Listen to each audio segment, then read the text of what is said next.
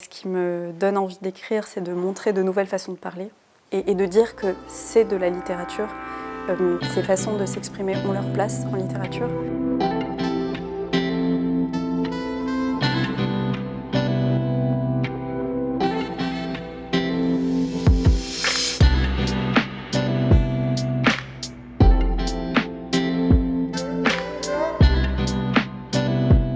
Bonjour à tous, bienvenue sur Upendo, je suis Assia Joulaït et je vais vous présenter mon premier roman, Noire précieuse, publié aux éditions Gallimard.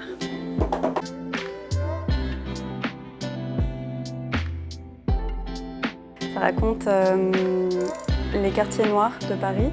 Ça raconte une relation entre Céleste, qui est une jeune fille, et sa mère, Oumou, qui a fait le trajet migratoire entre la Côte d'Ivoire et la France, qui s'est installée dans les quartiers noirs de Paris, notamment le 18e arrondissement, et qui a ouvert une chaîne de magasins cosmétiques à destination des Noirs. Et donc Céleste va essayer de se construire au sein de toutes ces identités.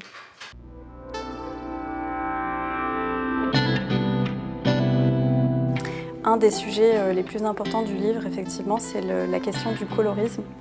Donc le colorisme, c'est une conséquence du racisme qui est ce concept qui met en place une hiérarchie entre les couleurs de peau, et plus on serait clair, plus on aurait d'opportunités dans la vie, plus on serait beau, etc. Le colorisme ne touche pas que l'Afrique subsaharienne, c'est aussi un problème qu'on rencontre au Maghreb, en Inde, etc. Je trouvais que c'était une bonne entrée dans la question de l'identité. Vouloir se dépigmenter la peau, c'est quand même un acte assez fort, c'est ôter ce qu'on est soi-même. Et c'est en ce sens-là que c'est le point universel qui m'a permis d'entrer en littérature. Donc il n'est pas question que de la dépigmentation des peaux noires. C'est un concept que je veux plus large, plus universel, qui est à quel moment dans sa vie on décide d'aller contre sa nature, d'aller contre notre héritage.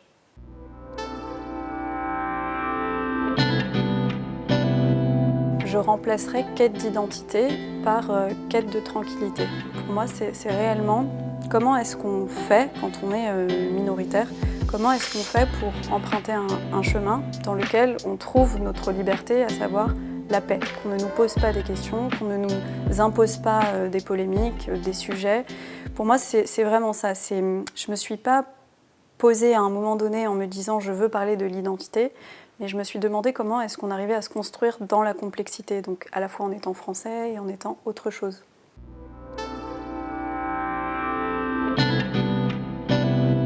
J'avais envie de faire découvrir le nouchi qui est un mélange d'argot et de français. Ce qui me donne envie d'écrire, c'est de montrer de nouvelles façons de parler et de dire que c'est de la littérature. Ces façons de s'exprimer ont leur place en littérature.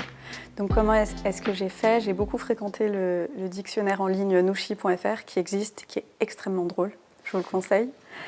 Et puis les séries sur YouTube, les séries ivoiriennes qui sont aussi très drôles, je vous les recommande.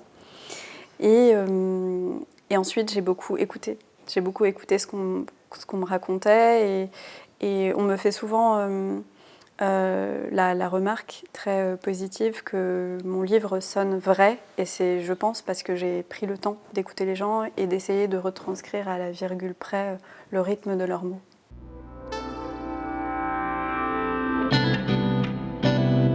Tombée dans l'écriture, je dirais pas par hasard, j'étais au Liban, j'ai vécu 1 an au Liban et donc j'ai fait une rencontre. On fait souvent de belles rencontres dans le milieu de l'enseignement et c'est ma professeure, ma directrice de mémoire, Madame Inès Orchani, qui m'a encouragée. Et donc en fait l'histoire de l'écriture, c'est souvent une main tendue, c'est souvent une figure représentative importante pour nous qui nous dit tu peux le faire, je crois en toi, et j'arrive à déceler une sensibilité et un potentiel. Et donc j'ai participé à un concours d'écriture organisé par la Sorbonne et ça a fonctionné et ça m'a donné envie de poursuivre. Mais à un moment donné, il m'a fallu cette main tendue qui me disait « je t'encourage à ».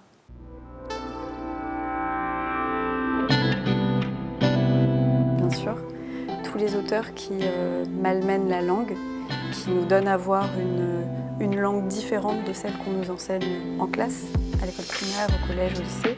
Par exemple, Dany Laferrière, par exemple, Alain Mabanckou. Donc toutes ces figures qui commencent à entrer dans les livres scolaires, mais qu'on ignorait et qu'on considérait comme un peu à côté de la littérature française pure,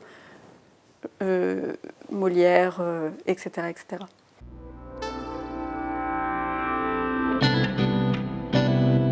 Elle sert à se déployer en tant que personne.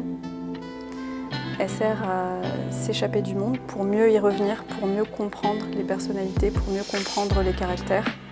Et donc pour moi, la littérature, ça a toujours été un espace où je pouvais davantage comprendre les réactions des personnes que je voyais dans la vraie vie ou des situations. Donc pour moi, la littérature est belle dans le sens où elle nous propose un espace où les mots sont plaisants à lire et en même temps, elle nous donne à réfléchir d'un point de vue psychologique. Donc je pense qu'on est mieux armé lorsqu'on lit beaucoup.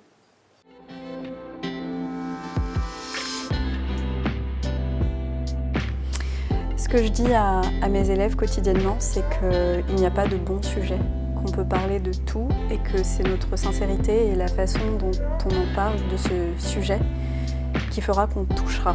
Donc ce que j'aurais à dire à un jeune garçon ou à une jeune fille, c'est il faut que tu donnes à voir ce que tu vois avec tes propres yeux et ça nous permettra à nous d'être touchés.